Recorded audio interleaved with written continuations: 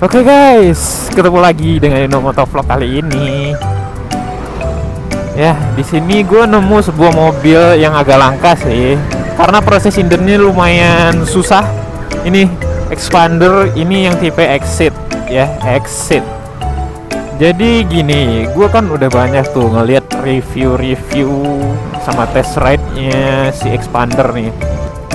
Nah, jadi ini nih tampangnya si expander dari belakang.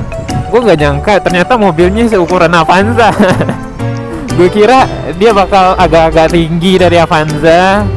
Ternyata kalau gue lihat sih nggak beda jauh sih ya sama Avanza ukurannya.